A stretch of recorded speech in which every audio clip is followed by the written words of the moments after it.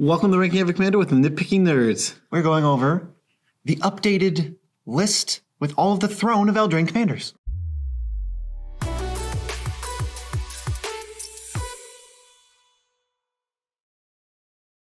I'm your host, Joe Cherries. I'm your host, BZ, and that makes us the Nitpicking Nerds. If you like updating long-standing lists, then I don't see anything else you could do but subscribe. And besides, you want to be a subscriber to this channel because our subscribers are 10% less likely to be cursed by the Fae. Disclaimer guy here. The Fae got a lot of powers, and we're just going to say we can't stop them. So, You know the Fae are running around cursing everybody. oh, Get yourself some protection. Subscribe to the channel. And if you haven't seen the rest of the lists and you don't know what we're talking about, maybe better to go check out the playlist of Ranking Every Commander. Or maybe watch this and then go watch that. So you know, but we'll just jump into it. there's a lot of spoilers if you don't. Yeah, there's a lot of spoilers because we're going to say where a given Throne of Eldraine commander ranks, and then we're going to say what's above it and what's below it, so you get an idea of like how strong do we think this is. Yeah, or how good of a commander it is. Yeah, if the card doesn't, this isn't going to be like the top 10 where we go in detail about every card. If the card sucks, it sucks. There's like 19 legends to go through, and the bottom ones we're just not going to say much about. Okay, so let's start with Sir, the worst one. The worst. The worst one. Yeah, it's one of the Sirs. Yes. Sir Aelin, the Lion's Claw. 7/18. Yeah, he's 3 white for a 4/4. First strike, when he attacks, your creatures get +1/+1 until end of turn. Your other creatures. His power's 1, only technically does something very bad. It's worse than a static anthem, better than no anthem, I guess. It only technically does something. He wants you to go wide. There's nothing to do with this, so it's barely fun at all. The art's fine. If the art wasn't there, he would be one of the worst commanders ever. Yeah, the art's just good. We kept bumping it up points. We feel like, this is this. All 5 are scored equally, so just because this card's terrible, it still outranks 100 or so commanders, just as a quick refresher. That's about it for this one. I think we can just move on. Yeah. It's below Vorosh the Hunter, and it's above Huatuo, 100 Physician. Second worst commander in the set. He comes in at 675. It's the Questing Beast. I guess he's just Questing Beast. Based on the Questing Beast. Yes. Ainoan, the Ruined Sage, is right below him, and right above him is Daxos of Mellitus. Actually, someone from Throne. From Theros? From Theros. He's not from Throne. No, he's not. Otherwise, he'd be in this list. Can you remember all the words on this card? On Questing Beast? Yeah. He's a 2 green for a 4/4, Vigilance, Death Touch, Haste. He can't be blocked by creatures with power 2 or less. Damage dealt by creatures you control can't be prevented. And when he hits a player, you can do that much damage to a planeswalker that player controls. This only technically does something. There's so many words, but they don't even amount to anything. In fact, the thing that matters is 4/4, Vigilance, Death Touch, Haste. Nothing else on this card really matters at all. It's just a decent body. The Death Touch, I think if it didn't have Death Touch, I almost don't care about this at all.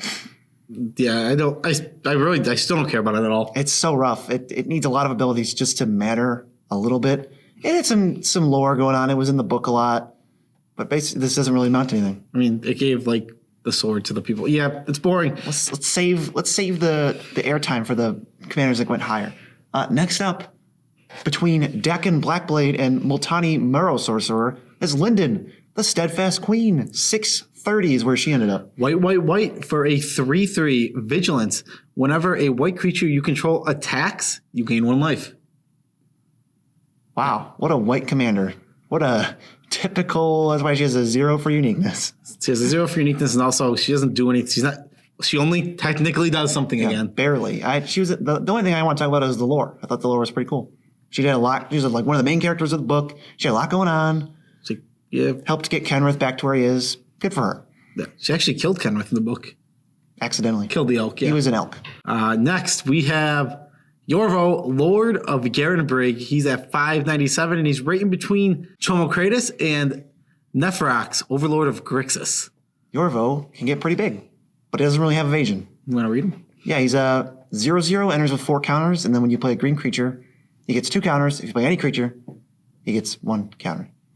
There's probably a better way to say that, what it actually says on the card, but it doesn't matter. You know what? We're not here to read things exactly. Yorvo, I don't even get out of bed for this card. This card doesn't do anything. He's okay. I mean, at least he's not a 1 for power. We're out of the 1 for powers here. He's just a big dummy. He's a big dummy. I don't know what else to say about him. He goes fast. He has a green beard. I think that is one of his claims to fame. I think this is one of his bonus points that he got, or cool points. Definitely. There's a lot of cycles of cards in this set. Yeah, there is. So Kyra the Bold coming in at 5/5/6 in between Liu Bei, Lord of Shu, and Mistford Ultimist. Misform Ultimus. I said Mistford. Yeah, and then you said Ultimates or something. Ultimist. I don't know what you're doing. Mistford Ultimist. She's at least a little interesting. Why? What did she do? 3 red for a 3/3. You can tap her to deal 1 damage to target creature or player, and whenever she or red instant sorcery you control deals damage to a player, exile a top card of your library. You can cast that card until end of turn. Okay, I mean, she can at least tap to deal 1 to somebody and then kind of outpost siege you, I guess. This is so slow, so not that interesting. She barely has any lore. She barely does anything. She just has a little electricity. Did she discover electricity? Because Throne of Eldraine doesn't really have any technology, but she's got like electricity on her. She has a cattle prod. Did she invent electricity and they only have come up with the cattle prod so far? Yeah. I mean, what else would you use electricity for? Yeah, finally, I can prod my cattle efficiently. I can't just like hit them with a belt or something. I don't know. Is that what you think What they did they did? use before cattle prods? Probably whips, not belts. Whatever. All right. What's next? It's Sir Eleonora the Discerning. 476 is where she ended up between Mariki Barrett and Rakdos the Defiler, a card people might actually recognize, as opposed to the rest of the ones we've said so far. 3 blue for a star 4. Her power is equal to the number of cards in your hand. If an opponent wants to target her with something, they got to pay 2 more. When she enters, draw a card. Yeah, she replaces herself, which is definitely the best part of this. You can at least build a cool Voltron style, like, I have 20 cards in my hand, 21 cards, you're dead. Yeah, That's kind of cool. Other than that, though, single target, that's not a big deal. The 4 toughness, cool. I don't know. This is very uninteresting. Doesn't bring much to the table. Yeah, there's not really anything going on there. She's running a unicorn that gives her some coolness. That is pretty sweet. That's where she got like almost all of her coolness. Being discerning isn't very cool. The art is pretty butts. It's not butts. It's just not that great. Not that great. There's a lot of Sirs. Serf Arryn, the Henchhammer, is up next. 4/62. He's between Hazaret the Fervent above him and Akiri Lineslinger below him. Those are both real cards. 2 for power. It's like some sort of weird double Voltron you can go in. You Voltron him and then you Voltron somebody else. I don't know. Maybe Double Strike Tribal? Sure. Something? I don't know what to do with this. He's okay. The art's great. His flavor text is kind of cool. Past that, this is weird because what do we talk about in the beginning of these videos? We did about what we're doing right now. About what we're doing, like, you're not giving me much. Some cards stuck out more. I mean, the art's really, really good. And also, he rides a bear? He rides a bear. That is pretty sweet. I mean, despite having no lore. Despite having no lore, riding a bear is really cool. Rides a bear, and he's like, it's what you do with your hammer that counts. And he assumes everybody has a hammer. Right. He's, of course, making the deadly assumption. Everyone has one of those. Torbrand, Thane of Redfell coming in next. 4/33, above Izareth the Awakener, but below Kalidas, Trader of Get. 1 red for a 2/4. Whenever a red source you control deals damage, it deals that much plus 2. This is Commander Burn. That's all it is. It's a weird deck. There's some cool cards that go in this deck, like what is Pyrohemia? Yeah, Pyrohemia is ridiculous. Firebrand Archer, Gibbering Fiend. Goblin Sharpshooter is so cool. Mana Barbs. But if you could kill every single creature with power 3 or less, toughness 3 or less, sorry, it's pretty cool. Yeah, this guy actually does things. He doesn't do them. I mean, Burn is just not very strong. I mean, yeah, your opponents have 120 life. That's a lot to deal. You're not really comboing. There's not really a combo to do with this. No, you're just playing Sulfuric Vortex. And then it's tough because if they're gaining life and you don't have Sulfuric Vortex or Tybalt or something, they just can just fall out of it. And if you go low on cards, you can never win. Yeah, this deck. You built this deck. I did build this deck. It got taken apart because, one, you become like a huge enemy because you're just hurting everybody slowly. You have to be the enemy. And yeah, you're hurting everybody and taking it all out slowly, but they're like, well, I don't want to deal with that, so they kill you. I can't lose. I'm not here to lose this game. It's actually similar to when you play Yuriko, but it's way worse of a deck. Yeah, way worse. Grumgully the Generous is the next highest. Yeah. 1 green-red for a 3/3. Your non-humans enter with an additional counter. He ranked at 422, And he's above Halar the Fire Fletcher and below Elsha of the Infinite. Weird that he's above A 3/3 red-green creature. That's legendary. That's legendary, and it was just there to fill a cycle. Grumgully was not there to fill a cycle because Grumgully is the only gold legendary. Oh yeah, that's right. Gungoli's weird. Just a random legendary. Oh yeah, that's right. But he's Not the only gold legendary, the only uncommon legendary, right? at least he the has only some. uncommon gold legendary. He has some cool combos at least. It goes infinite with persist creatures. So if you have a sack element and a persist creature, you can do infinite deaths or enters or sack payoffs. Yeah, so obviously you can Kind love of it. neat. It's a fun deck. It's a neat little deck. You can play Goblin Tribal, you can play Saplings, you can play whatever you want, really. I don't know. It's actually pretty cool. Yeah, do whatever you want. His art's fine. He's weird looking. He's giving away fungi. Another weird beard. Weird beard. You know, Yorvo's got the weird beard. This guy's got a weird beard. I was just when you say weird beard, it makes me think of the candies, the weird beards. That's what they're called? The gummy beards? Yeah, we call weird beards. Okay. I learned something today. What's his flavor text? Does it really matter what it is? Take it and be grateful, I think is what it is. Yeah, I love that. It's so good. Yeah, It's like a mushroom. that's about all we got for him. What's next? It's Gatwick the Wizened X blue for a 3/3. Enters the battlefield, draw X cards. Whenever you cast a blue spell, tap target non-land permanent an opponent controls. He's at 359 and he's below Azor the Lawbringer, but above Joel Royale, Empress of Beasts. So at least this is some power. An X spell, you can put a lot into this, get There's a lot so of cards. few X spell commanders. There's like none. There's like Maga, Traitor to Mortals, Macias, and like this. No, there's a Dungeon Warden. Renzo Dungeon Warden is another one. There's not many. Really not. Oh, not Vicious Warden. The Jund Hydra, Waker of Corpses, Okay. Gyrus. Yeah, there's like 5. We're getting off. We'll say there's no other ones that exist. I mean, he's gonna get your cards back. He can tap down big threats on other people's turns. I like this card. You just play a bunch of cantrips. You can play a bunch of counter spells, protect him, do your thing. I like Gatwick. I play him in Pioneer. He's really cool. Yeah, 8 for fun. Other than the fact that there's gonna be a bunch of counter spells in this deck, and it'll be annoying in that way. Yeah, he's old. And that's what Wizard means. He's just Gatwick, the old guy. Get back the old. This is let's bring this up now because it's the first one with a 5 for coolness. He has no real lore and doesn't matter, but he's Merlin. He's clearly based on Merlin he's smuggling in lore, which gives him a 5 peak coolness. And the art's fine. Next we have Sir Conrad the Grim. These are like Gadwick and up is like, all right, these ones are actually good. And Grumgully and Torbrand are good too. 352. It's above Sasa. Sasaya. Oh, sorry. It's above Sasaya. Yeah. and below Phage the Untouchable.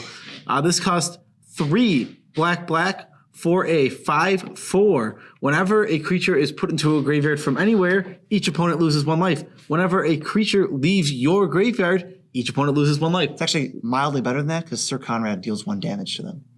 1 in the black. Damage is to prevent. Life loss is better. No. You can give Conrad lifelink and then it's way better. Fine. 1 in the black. Each player mills 1. And that's probably going to deal between 1 and 3 damage to each opponent for 2 mana. That's amazing. Reliably at least 1. Oh, man. This card is the ultimate aristocrat. He's actually really strong. I think he's not even that miserable. It's kind of like you know about him.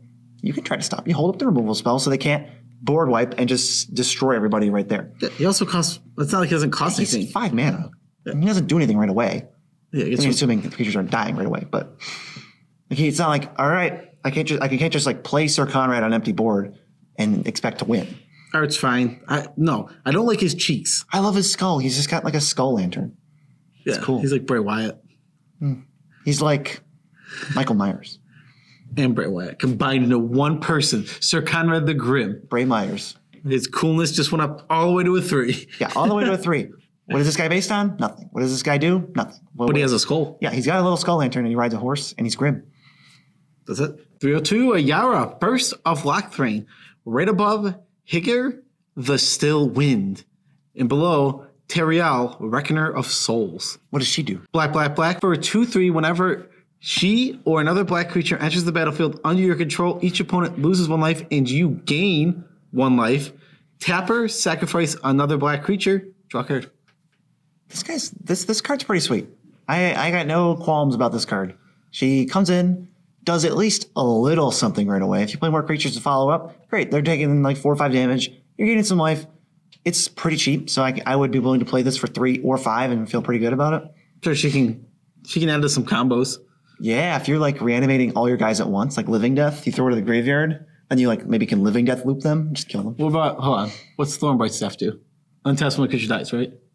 Ooh. So if you tap her, sack, I guess it doesn't even matter. I mean, Micaiah's Persist creature. I mean, that was just something quick I came up with. Well, Micaiah's Persist creature doesn't really need her. Well, you get to draw. It kills them. Sure. But I don't know. now we've added the payoff and sack outlet to one thing. I'm not factoring in Micaiah's Persist creature to this card. We just Whatever. did. Art is great. She's like standing on a balcony. It just looks super. She has a wine glass? She does. She does have a wine Sorry. glass. A goblet containing unspecified materials. Alcohol. Certainly not alcohol. She actually has lore too. Yes, she uses the Cauldron of Eternity to stay alive forever. And she's been around for centuries. She continually sends her husband or her new suitor onto a mission. They always die. And a year and a day after sending them out, she always has a funeral, which is festive funeral. Yeah, they're declared missing. She has a funeral, which turns into a party, which turns into she's marrying her new husband, who she's about to send out on a mission to find the cauldron. Yeah, even though she already has the cauldron. Does she already have it? I think I don't think she has it. I think sometimes they find it. No, she has it. She just has the Cauldron of Eternity. I didn't think so because in the book, Garrick was in like underwater and he found it. I guess I don't know. Yeah, that's how his curse got healed. It was like, oh, nothing could ever break this curse. And he falls into a lake. Right into then the Cauldron of Eternity is like in the lake. Right into a MacGuffin? Yeah, and he like touches it and he's like, oh, I'm better now. Oh. So how could he have not found a cure for that curse way sooner? Gotta be honest, I didn't know much of the lore. Only lore I know is about the specific people. Yeah, that lore is stupid, but I like her lore. She's just she just marries a bunch of people and lets them die. And so she can live forever. Pretty cool. And always a year and a day after. Yeah, that's like the maximum amount of time she can say, all right, they got to be dead. It says it's become tradition. Yeah, she waits a year and a day. So next, we have another mono black commander. Is there 3 in a row? Apparently, that was not. I mean, they're not actually in a row, but there's 3. The 3 that are back to back on this list. Yeah. So 188. Wrinkle, Master of Prankles. Yes, I was hoping you'd say it like that. Yes, obviously. He is right above Golta Primal Hunger and right below Kikar Wind's Fury. Those are very real commanders. Very, very real commanders. What does Prankle do? 2 black for a flying haste. Whenever it hits, you can choose any of these 3. You can choose as many as you want. You can pick each player draws and loses 1 life. Each player sacrifices a creature. Each player discards. And he's a 3/3. He does have power and toughness. Yes, he does. So he's a 3/3. That's not why he's the good part is the rest of the stuff. The fact that this has haste and flying is most of the value because you can hit right away or just don't play him if you can't hit. So you're going to get more than your card's worth back. If you make each player discard and sacrifice a creature, you lose 2 and they lose 6 total. So that's great. Yeah. This might fit in, like, if you just play, like, a bunch of tokens. This is good in 1v1 and it's just better. It's just the more opponents you have, the better it scales for you. So this actually ends up surprisingly high, I think, if you had to tell me. Like, because Questing Beast is very good in 1v1 too, but that card sucks in Commander. Oh, it's awful. Art is great.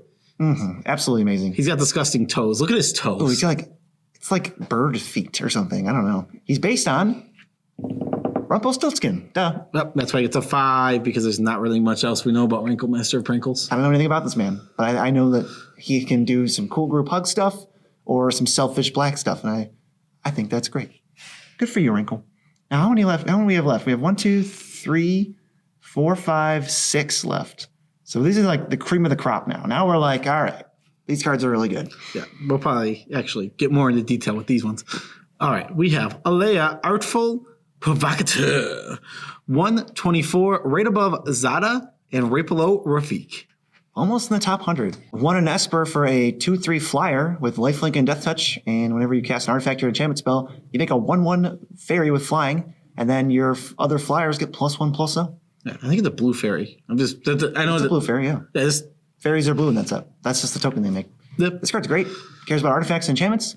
Super open in terms of what deck you can build. Can even go wide with tokens and just forget that artifact enchantment thing. just play like Lingering Souls and then attack them. That's what you want to do. Yeah, you can do a bunch of different things. This card is really powerful. I mean, sometimes it's tough because we're going to get into some other crazy ones soon. Yeah. This is a powerful card. This is strong. I wouldn't be sad. Like, building this deck would be cool because there's a lot of directions to go. Yeah, if we hit this off of our random commander now, I'd be excited. I'd be like, all right, where are we going to go? It would take some time to get into it. We did make one of these decks before. This is the rare Bitter Blossom deck.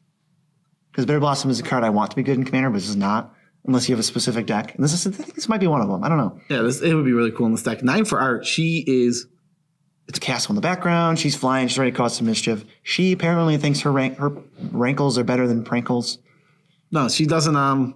She plays the long game instead of apparently because I have no information on her, so I just have to take her word for it. So she gets a 4. Yeah, she's into like long cons and like apparently from what we've heard from just her in that one sentence. Yeah, and nowhere else because she has no one. Well, she has that little boy. I could say that. She doesn't have my tricks topple kingdoms. Do they? What's one kingdom you've toppled, Alila?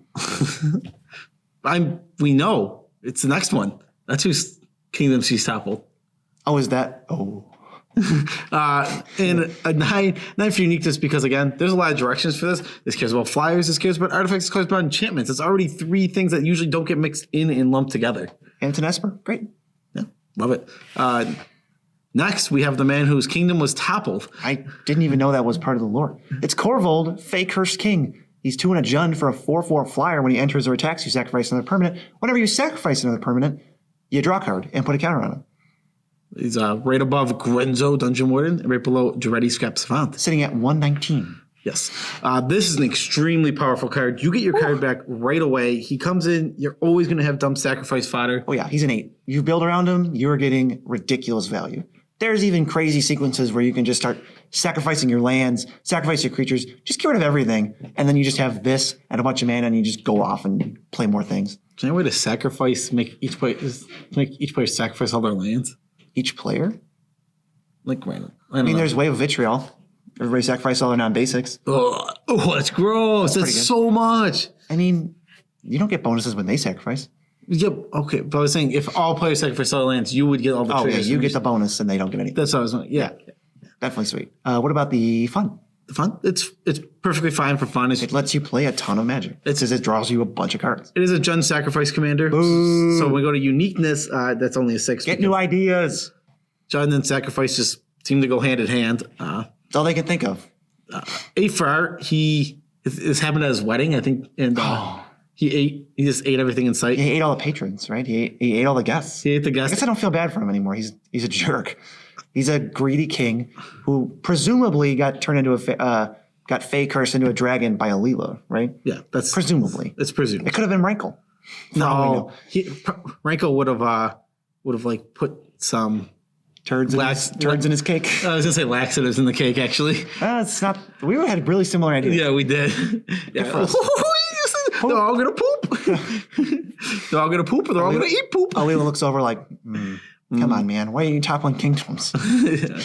What else do we got to say about Corvold? I think that's it. Yeah, I guess we covered that pretty succinctly. Oh, man, I'm looking at this number. This commander is at 101. They just missed out on top 100, which is sad to me because I think Emery, Lurker of the Lock, is insane. She is 2 to blue for a 1/2. She costs 1 less for each artifact you control. Forget that commander tax. Don't even worry about it. When she enters the battlefield, mill 4, tap, target an artifact in your graveyard. You can cast it this turn. It's a 9. It's a 9. It's a 9. It's a 9. This card is so powerful. Right above, Prime Speaker Vannifar, and right below, Morophon the Boundless. This card is ridiculously powerful. You barely have to do anything. Throw some artifacts in your deck. Make sure there's a lot of them, like 20 or so, 20 plus, and then you just reap the benefits. This card has you barely need any synergy in your deck other than you have to play artifacts. That's not. It just costs like 1 mana every time, and it mills you for 4. Oh, and then you put things like Wayfarer's Bubble, but Mishra's Bauble in your deck. Mishra's Bauble, even Wayfarer's Bauble if you're not playing competitive. Yeah. That card's great. Oh, gross. Super good. And as a result, the fun is lower because your opponents aren't going to have a ton of fun. This deck is redundant. It's just going to do the same thing every time. Over and over again. Which is whatever it wants. It's going to be it feels like it's a self-mill deck a lot. Yeah. Because she comes in and self-mills and then just gives you value. And she costs 1. She just eternally costs 1. Yeah, this card is good. It's so super good. The art is amazing too. The art is so awesome. I love the glowing sword. I love she's coming out of the lock. She's the lady in the water, right? Lady, Something? I think it's Lady of the Lake or Lady in the Lake? in the Lake. Lady in the Water is a bad movie. Yeah. What is it? Lady in the Water. I think I remember that from the trailer. I don't know. I think I remember that. Lady in the Lake gets a 5 for coolness because that's all the lore we get, and 6 for what is that? Being blue artifacts and graveyardy casty. She's Carador, but for blue artifacts.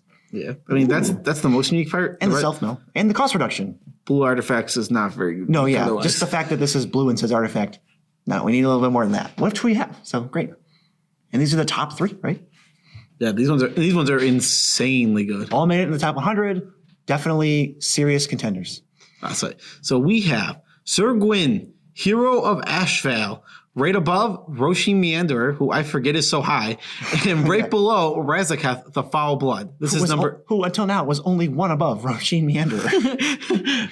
Number 80, 3 Namardu for a legendary creature, Human Knight, 5/5, Vigilance Menace. Whenever an equipped creature you control attacks, you draw a card and lose 1 life. Equipments you control have Equipped Knight 0, which Equipped Knight is a brand new thing for this set. Yeah, this is coming in at number 80, and this card is great. It's pretty expensive, but you actually get an immediate impact on the game. You attack with 3 knights, you draw 3 cards. Well, Plus, any equipment you want to move around, go ahead and move it around. Yeah. Just put the equipment where you want. I love that you get to play the stupid hammer in this deck. I love that. Hammer of Nazan? No, way cooler hammer. Colossus Hammer. Come on, be real. You can throw Colossus Hammer, Ember Cleave, Lightning Greaves on this and just kill somebody. Oh my sweet. god. Lightning Greaves has Equipped 0. And it has Equipped Knight 0. Wow. So even better, let's make it Swiftfoot Boots because that would be even better. Actually reduced. Because now you can equip whatever you want, whenever you want. Art is super good. She's riding the horse. She looks like a badass. I am not going to take any fun points away from a Mardu Knight's Equipment Commander. You're not ruining anybody's day. No. You're attack space. Come on. Any attack space deck tends to be... And she refuels you and lets you play more Magic. She's great. Oh, this card's super cool. I've seen this card a few times and I go like, I kind of want to build that. And I don't do it, but I think about it. It's not your style. You wouldn't like it. Too much synergy. Zing. She's Sir Guinevere, roll reverse and do a knight instead of nothing else. So she gets that 5. At a 9 for uniqueness. I mean, this is about knights. This is about equipment. I mean, Andrew and Mardu, you're not just stuck to like mono white. Yeah, I like this a lot. Yeah, this card is very unique in a lot of ways. Puts every equipment knight cat mono white card to shame. Yeah, because this is so much better. Mm-hmm. Granted, they were trying to push these ones. Yeah, this one was made to sell Commander product. Did it. And there's only 2 left. So if you know every legend by heart, you'll know that after we say Kenrith the Returned King is next, you know who number 1 is. Kenrith the Returned King came in at number 47, above Kalia of the Vast and below Erebos, God of the Dead. He has a lot of words. He's 4 and away for a 5/5 legendary creature, Human Noble. Pay red. All creatures gain trample and haste until end of turn. Pay 1 and a green. Put a +1/+1 counter on target creature. 2 and a white. Target player gains 5 life. 3 and a blue. Target player draws a card. 4 and a black. Reanimate a creature from someone's graveyard onto that player's control. Yes, make sure you know that if you reanimate something from another player's graveyard, they get it. This is your classic group hug commander. It's also just good if you want to be selfish. That 1 red to give everything trample and haste is awesome. Yes. And he's just a 5/5. This is a 6 for power. Now let me explain. I know that this is a CEDH commander, different format. Like we said so many times, CEDH. That doesn't come into this. The fact that you can flash Hulk in whatever deck you want or any combo, that's not related to Kenrith, though. That's nothing to do with Kenrith. I mean, yeah, he's... Kenrith brings nothing to that deck other than a really good 5-color commander. Well, he brings in being a really good 5-color commander into your food chain deck because he pays it off. That's really the thing he does, but it doesn't matter. It's not a thing we look at. How about the fun, though? The fun is a 10 because you can just do so many different things. You can also you can be super group hugging and just give other people their creatures, give their stuff haste, make them draw a card, put a counter on their creature. Play Training Grounds. Just go insane. Go absolutely insane. You're paying 2 mana to have somebody draw a card. You're paying 1 mana to make something bigger. Give their creatures. You say, hey, do you want to attack them this turn? They're like, yeah, but my creatures don't have haste. Okay, well now they do. Go get them. Sick them. Pay 3 mana to get a creature back. All that's good. The Training Grounds. Start reanimate someone else's Elish Norn, wipe out all the tokens. Just cool stuff like that. You're like a puppet master, like controlling everything. What about Kenrith's lore? A 10. He was turned into an elk. He actually had, there's a lot of stuff. Turned into elk by Oko, was killed by his wife, brought back to life. Something about the questing beast. He was there too. He is King Arthur. Yeah, based on King Arthur, but he has more, so he doesn't just get that 5. He also was like fell in love with like a witch who ended up being the parents of Will and Rowan. But now he's happily married after that, and I enjoy the fact that there's a character in Magic who's happily married. Because I can't name one other character in Magic who's happily married besides Lyndon. Oh, I guess that's fair. The art is butts. No, the art's not that great. It's like Queen Marchesa. It's like, oh man, if her art was just a little bit better and wasn't just sitting on a chair. But one day we might get a better Kenrith art, and he might get bumped way up. 8 for uniqueness. This is a really cool group hug because also it doesn't have to be group hug. It can also just be a good card. Yeah, I'll target myself to gain life. I'll target myself to draw. I'll reanimate my own guys. It just lets you do both. It's just great. Wow. And the number 1 commander of this set, but Not really that close. but he's not number 1 overall. He is number 40. Right, of all commanders. But I think easily number 1 for this set is Trulane, Teller of Tales. Yep.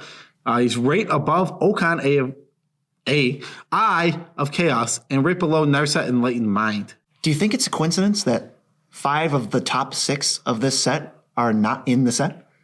They're released as the box topper or the 4 Brawl commanders? No, I don't think it's a coincidence With at all. only Emery being the outlier in that. Turns out the cards that are made for Brawl and that aren't going to impact Standard, well, actually, there are Standard legal, and some of them did impact Standard. Turns out the cards made for Brawl to sell Commander stuff are like the best ones. Yes. When they push them for Commander in Brawl, then they're going to be better, obviously. Yeah, Corvold actually saw play. Yeah. Corver did see some Standard play. But We're not talking about him. We're talking about Trulane. What's he do? 200 band for a 2/4 human druid. He has vigilance, obviously, because Perfect. why wouldn't he? Whenever you cast a creature, draw a card, then you may put a land from your hand onto the battlefield. Pay 3, tap, return target creature you control to its owner's hand.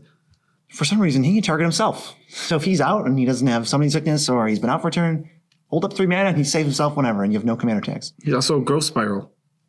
Stop putting growth spiral and stuff. It's stupid. I'm so sick of it. Oh, this is the new mythic. It's got growth spiral and you can do it every 5 seconds if you want. So uninteresting. This goes off super easily. Oh, this card's great. It's so strong. Let's do whatever you want. Oh, you got like, what is the card? Cloudstone Curio and 2 1-drops. Boom. You got that one Drake that bounces itself. Boom. You're going absolutely ham very, very easily. This is a deck that if you build it, it's the accidentally too good deck because you build it and you go, I just want to do the thing that the commander wants to do, and then you go, oh, well, I'm doing it, and now I'm just winning because how can I I'm lose? unstoppable because you let Julian survive or have enough mana, and I'm just going ham. The fun is a little bit lower because you can't really let this come out and have fun. Yeah. Oh, yeah. Nope. Those lands come in untapped. So this card can just keep going over and over. That's the biggest, like, not a mistake, but that's the one that pushes it over. Yeah, it's like, what if you could draw a card, put the land in play, and just look at your hand and just play more cards because you got more lands? Yeah. Oh, so strong. The art is amazing, actually. He's telling a story. It's coming to life. There's Bigfoot in the background. Other people listening on like a log, almost like a campfire. It's really cool. Yeah. Apparently, when he tells his stories, the people listening learn secret information. Secret truth or something. I don't know. Yeah, That was not made clear, but I like that. I like it. Yeah, it is cool. Bigfoot's in the background. That's what's important. That's what if you're taking one thing away from this video, besides the fact that you need to subscribe, it's that Bigfoot's in the background. Yeah, and a 7 for uniqueness. He's banned. Enter the battlefield. Cast. Okay. Oh, Yeah, they can't counter it. woo! They really switched it up. He's cast. He has vigilance. That's not on a lot of white cards. You just don't see that on a lot of banned commanders. Not Rune or anything. Why does he have vigilance? I don't know it because they want it because they want to do They accidentally made a blue-green commander. They want him to attack, and then he can tap. No, they accidentally made a blue-green commander, and they got carried away with growth spiral, and they're like, wait a minute. He's not white. He just didn't need to be white. No, he didn't need to exist, but here we are. So Trulane coming out on top, throwing Eldraine commanders. He's number 1 of them and number 40 overall. This is the first set update. We got one more to go. We still got to update Theros, and then the list will be complete up to this point. Yes, but the worst part is we're already getting leaks for Potential leaks and spoilers are starting soon for Ikoria. So that's not going to factor in right away. We're not going to have that video until like mid-April. So well, yeah, not until Ikoria releases. we got plenty of time. Yeah, definitely have plenty of time. But we're going to start doing deck techs as soon as we get our hands on new commanders. Yeah, as soon as we see some of these Ikoria commanders, I'm super interested, especially if what was it called? The bestow ability. I don't know. There's a supposed bestow-like thing. it looks As cool. far as I'm concerned, nothing's true until I see the card on Mythic Spoiler. That's the judge. I mean, Mythic Spoiler, Magic Spoiler, whatever. Like, it's got to be like a card with art and a text and a number and everything. Okay. Well, that was the video. Special shout outs to our 45 patrons. We love you all as much as we can without making you uncomfortable. And our 2 special patrons, our mothers, Tammy and Michelle. We love you all as much as we can without making you uncomfortable. And we love our moms. Maybe, but it doesn't matter. And we love our moms as much as we can with making them uncomfortable. Great. Also, if you want to support the channel, there's several ways you can do that. You can become a patron. We only need 5 more for super awesome bonus that we don't need to get into right now. And you can also order cards through a TCG player link, which we have in the description. That's just you buying cards for yourself, but we happen to get a bonus if you use the link and navigate where you got to go. And there's also a third way, Joe. The third way is buymeacoffee.com. It's a digital tip jar. You can go there in increments of $3 and tip us. And we're supposedly going to buy coffee. We won't. We're not going to buy coffee with it. What we have bought with some of our income is a gravy boat. Woo! You guys made this possible. Huge update for the channel. Things are going to get way different when we have this gravy boat sitting somewhere on the table, I guess. It is on its way. I'm thinking about it. I think it'll be off camera to pull in. Yeah, I think maybe. Or maybe just between us, like right there. I don't know. Well, the ideal situation is we get a studio, have some tchotchkes in the background, and then it's on a stand. I think it would be the prominent thing in the middle and reachable. Yeah, it'd be reachable. Gravy. But yeah, thanks to all the Gravy Boat comments. There's probably like 100 of them. That actually motivated us to get it. Actually, do you know Julian having vigilance is actually gravy. If only we had a Gravy Boat. Tidbit about our life, it's your turn. It's my turn. I was going to say that we bought a Gravy Boat and a towel from Bed Bath & Beyond. Yes, the towel is a tidbit, I suppose. Yeah, we did also get a towel. They said, oh, you have to order $39 to get free shipping. And the Gravy Boat was like 30-something. So we had to buy a stupid towel so that we wouldn't lose $6 into the ether. It was a free towel. We weren't going to not take the towel. It was essentially free. Do you have a better tidbit than that? Because that's pretty lame. It's like a bad sponsor for Bed Bath & Beyond. I don't know. What are you doing later today? I'm going bowling with my nephew and cousin. Yeah, he likes going bowling. He goes bowling like every 10 seconds. Yeah, so that's what I'm doing later today, going bowling with my nephew and cousin. I don't know what I'm doing later today. I want to do something. You can't just eat food and go to sleep. No, you can. Ugh. We recorded the video. I mean, that's sure. And we ordered a Gravy Boat. Did you put up the podcast we're behind on? Yes, we are officially caught up. If you want to go to, Spotify, Google Play, iTunes, the podcasts should all be up there. Ah, that's good. We were a little with a couple exceptions from before, but those just didn't end up making it on there. Whatever. Peace out, Tribe Scout.